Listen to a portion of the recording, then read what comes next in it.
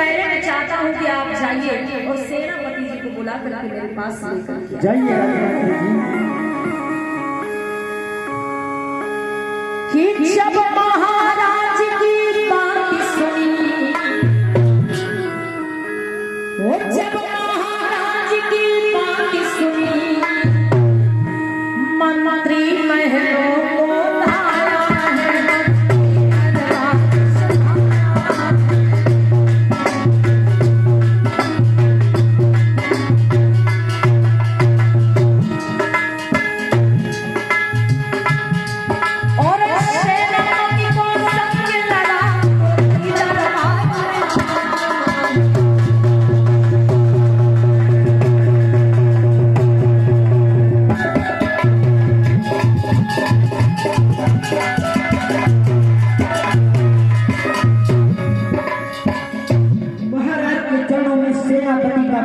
स्वीकार जय और मंगल हो, जय और मंगल। अरे कहिए सेनापति, आज मैं क्या देख रहा हूँ महाराज। मैं जब भी आता था महाराज तो आप मुझे बहुत ही खुश दिखाई देते थे महाराज, लेकिन महाराज आज मैं आपके चेहरे पर क्या देख रहा हूँ, आपके चेहरे पर उदासी, आपके चेहरे पर निराशा। क्या महाराज इस उदासी का कारण जान सकता हूँ? बिल्कुल सेनापति जी, आप मेरी उदासी का कारण जानना चाहते हैं? हाँ महाराज, तो सुनिए।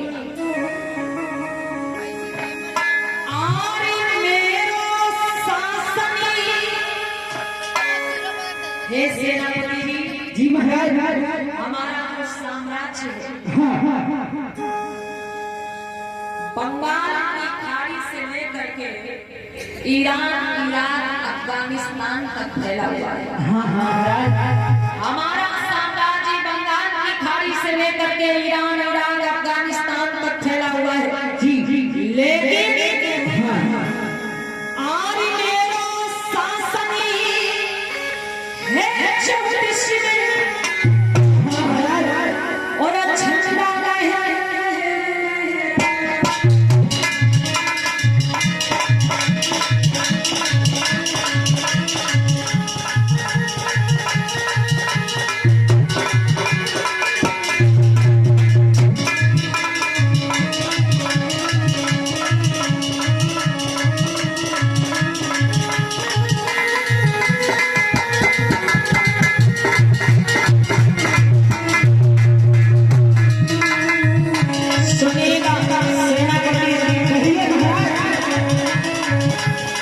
आज मेरा शासन है 24 में और झंडा है।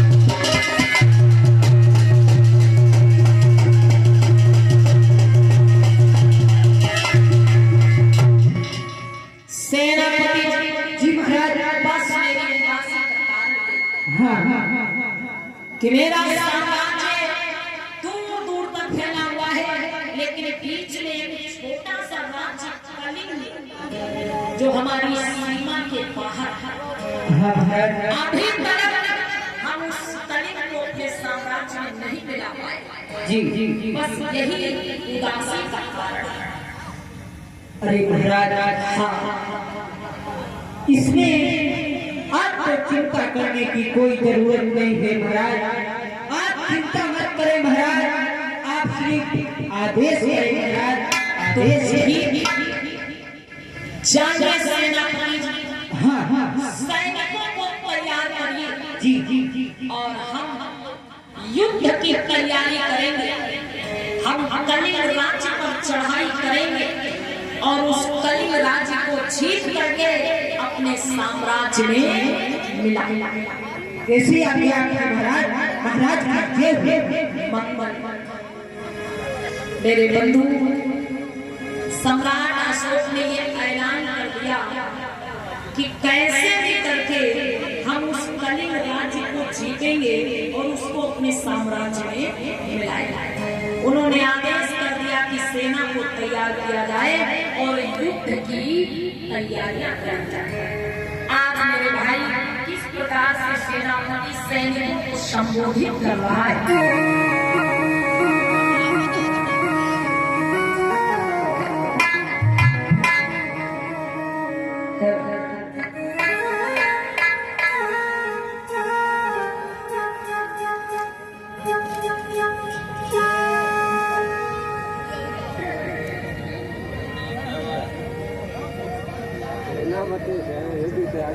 खड़े हो गया सैनिकों, देखो महाराज का आदेश है कि ये छोटा सा राज्य जिसका नाम कलिंग है, वो हमारे महाराज के साम्राज्य के बाहर है। तो महाराज ने आदेश किया है कि हम लोगों को बहुत ही जल्द छोटे से राज्य कलिंग पर चढ़ाई करनी है। तो इसलिए मेरे प्रिय सिपाहियों, सभी लोग तैयार हो जाओ, अपने अपने अस्त्र तैयार कर लो। हम लोगों को किसी प्रकार की कोई लापरवाही नहीं करनी है। और सुनो मेरे प्रिय सैनिकों, कि राजा ने तीनों आदेश, अरे राजा ने तीनों आदेश, कि हम सब कलिंग पे कर चढ़ा।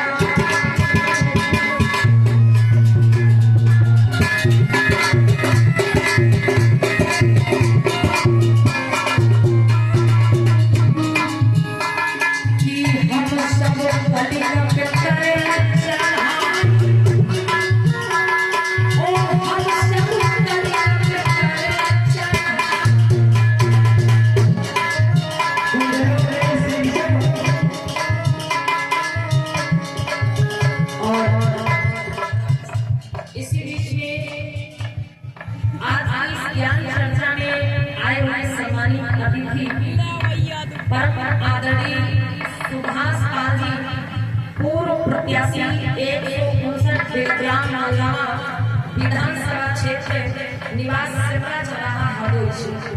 ये परम सम्मानित परम आदरणीय सुभाष पाल सर जी की तरफ से 2500 राष्ट्रीय मुद्राओं का सहयोगी कमेटी को प्रदान हुआ है। एक बार जोरदार तालियां आप लोग सर जी को बजा दीजिएगा, जिनकी तरफ से 2500 राष्ट्रीय मुद्राओं का सहयोग कमेटी को प्रदान हुआ है। बहुत बहुत धन्यवाद, बहुत बहुत कि अब हम कलिंग पे चढ़े चढ़ा,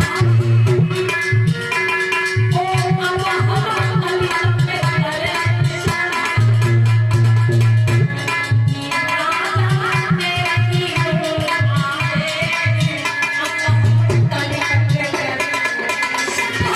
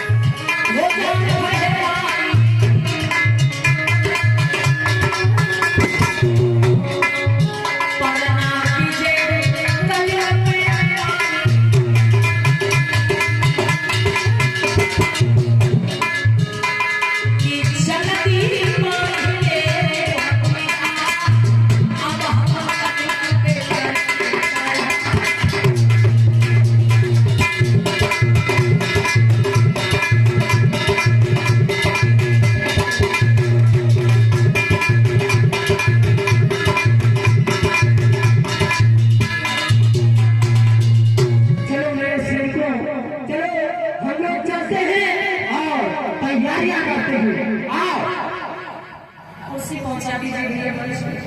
माताओं बहनों बंधुओं, इधर क्या हुआ है, जो कलिंग के राजा हैं, जैसा कि आज के समय में जो उड़ीसा प्रदेश है, आज के समय में जो उड़ीसा प्रदेश है,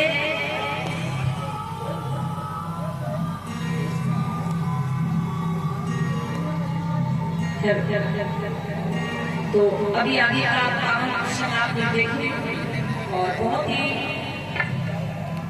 ऐतिहासिक चर्चा है कि आप लोगों के बीच में कलिंग का युद्ध जो 261 ईसा पूर्व हुआ था, सम्राट अशोक ने कलिंग राज्य पर चढ़ाई करी और उसके बाद वो कैसे बौद्ध धर्म में आए, कैसे उन्होंने बौद्ध धर्म को अपनाया, ग्रहण किया, ये पूरी चर्चा आप देख के जाएंगे, सुन के जाएंगे। तो आगे गाथा के बढ़ने से पहले हमारा निवेदन है कि आज के इस कार्यक्रम में आज के सम्मानित अतिथि परम आदरणीय परम सम्मानित सुभाष कांसा जी जो अपने कुछ विचार रखेंगे, हम आमंत्रित करेंगे सभी को मंच पर। आप लोग जोरदार तालियां बजा दीजिए सभी को।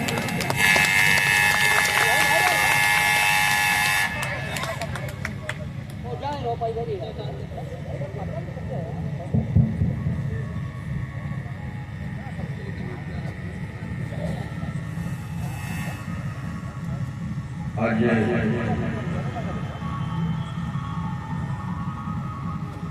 नए गांव के भगवान को नमन करते हुए आज भगवान बुद्ध की कथा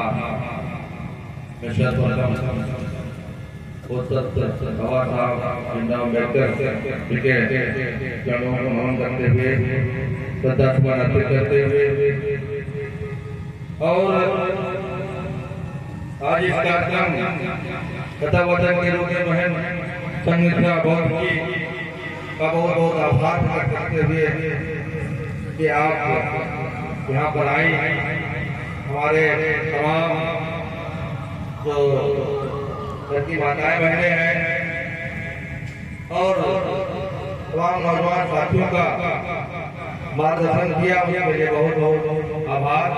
साथ में आपके जितने भी लोग इस कथा में जो है अपना योगदान दे रहे हैं, उनका बहुत बहुत धन्यवाद, आभार। इस जो भी कमेटी है, अमन जी हो और जी हो,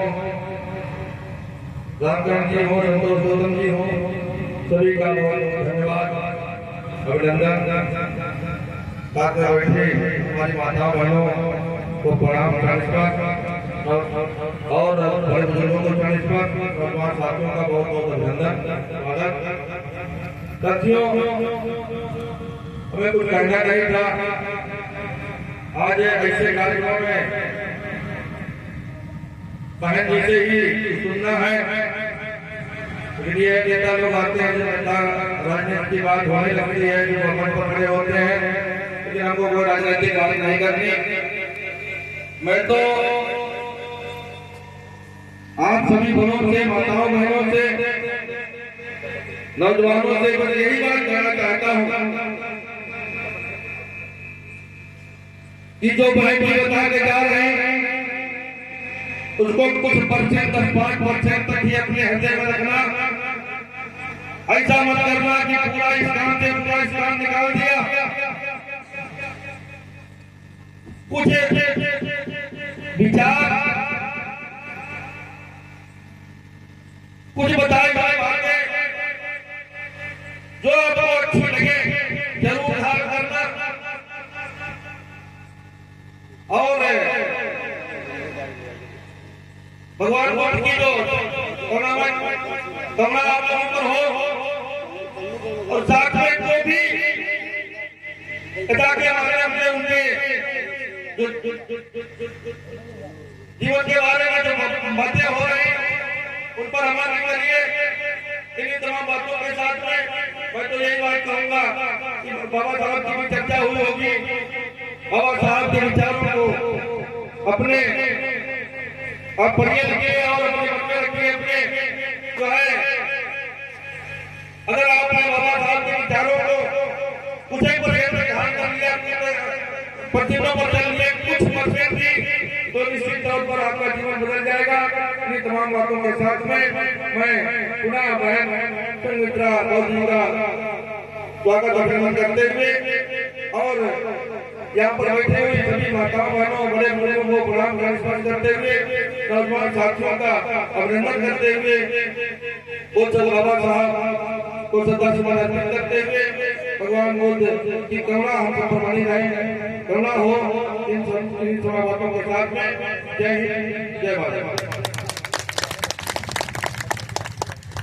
बहुत बहुत धन्यवाद सर जी के लिए। एक बार जोरदार तालियां बुला हो जाए जिन्होंने बहुत अच्छा मार्गदर्शन दिया आप सभी की, जो इस कथा के माध्यम से आप लोग सुनते हैं उसको अपने जीवन में धारण करें, अपने जीवन में उतारने का काम करें।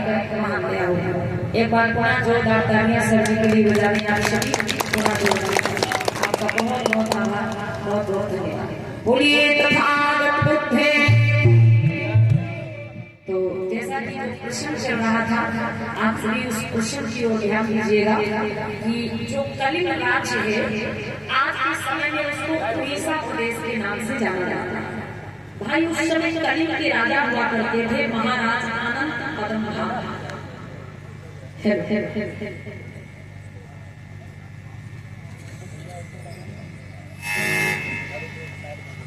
बहुत बहुत धन्यवाद। एक बार पुनः जोरदार तालियां सभी के स्वागत सम्मान।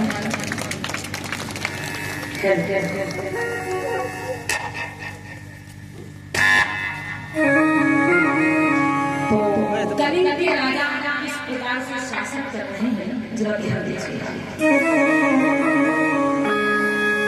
कुर्सी पहुंचाते अरे धीरे धीरे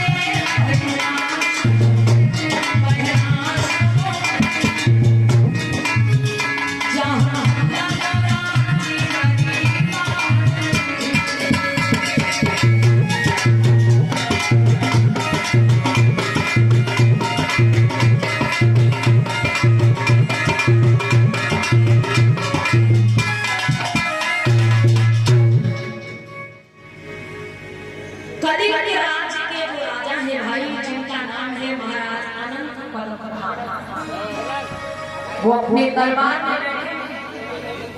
और आप लोगों को एक बात बताते चले, उस समय जो कलिंग के राजा थे वो भगवान बुद्ध के विचार पर चलने वाले राजा थे, बुद्धिस्ट राजा थे, बुद्धिजीवी राजा थे। उनके राज्य में रहने वाले लोग भी तथागत के बताए हुए मार्ग पर चलने वाले लोग हुआ करते। इसीलिए कलिंग राज्य छोटा था लेकिन बहुत ही सुखी, शक्तिशाली और समृद्ध राज्य हुआ करता है। उदाहरण है भाई आज के समय में भी जो देश बुद्ध के बताए हुए मार्ग पर चल रहे हैं, चीन जापान जैसे देश, वो निरंतर उन्नति विकास की ओर बढ़ते जा रहे हैं। उसी प्रकार